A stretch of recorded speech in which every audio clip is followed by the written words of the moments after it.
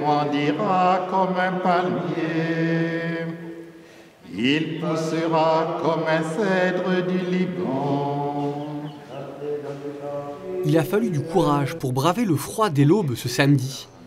À la chapelle Saint-Joseph des Fontenelles de Nanterre, ils sont une quarantaine d'hommes, pères de famille ou espérant le devenir, à être venus prier Saint-Joseph en pèlerinage. Après les laudes, les hommes réunis au sein du chapitre des paroisses de Nanterre prennent le départ pour 5 heures de marche vers la basilique du Sacré-Cœur, en prière. Je vous salue Joseph, vous que la grâce divine a comblé, le Seigneur a reposé dans vos bras et grandi sous vos yeux. Comme Joseph, j'allais dire, nous sommes partis. Joseph, effectivement, au cours de sa vie, il a marché, d'abord de Nazareth à Bethléem, puis ensuite il est parti en Exode. Voilà, nous ne sommes pas en Exode, nous ne sommes pas poussés non plus par un danger, mais voilà, nous partons aussi sur les routes, j'allais dire, nous cheminons vers le Christ. Le premier arrêt est la messe à l'aumônerie de Nanterre. En ce premier week-end suivant la Saint-Joseph, plus d'une centaine de chapitres a pris le départ du pèlerinage en Île-de-France. Oui, septembre. Vous étiez où? Bruno, père de 4 enfants, espère y trouver des ressources pour accompagner sa famille face à la crise sanitaire. Saint-Joseph, quand on est un petit peu confronté à des difficultés, que je pense à lui, surtout en ce moment, j'ai 2 enfants, sur mes 4 enfants, j'ai 2 garçons qui ont 30 et 21 ans et avec les situations actuelles sont un peu en difficulté pour trouver du travail. Pour moi, c'est m'appuyer sur Saint-Joseph, notamment aujourd'hui, c'est aussi pour en penser avec eux, pour que leur situation puisse se débloquer et avec l'aide de la prière aussi. Saint-Joseph est le saint patron des travailleurs, mais aussi de la famille.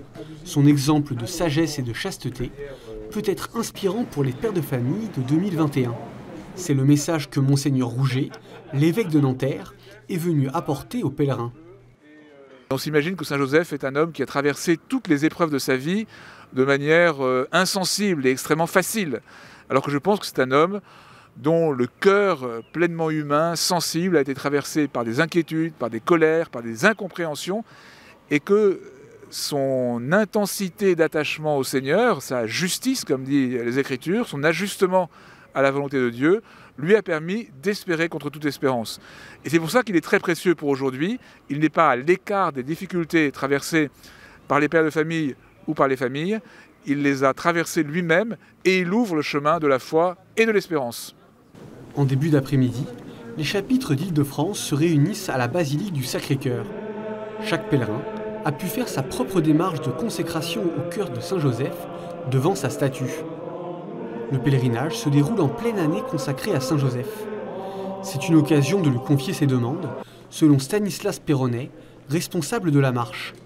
Saint-Joseph, c'est un saint à qui on peut demander. Il faut demander des choses simples et il répond.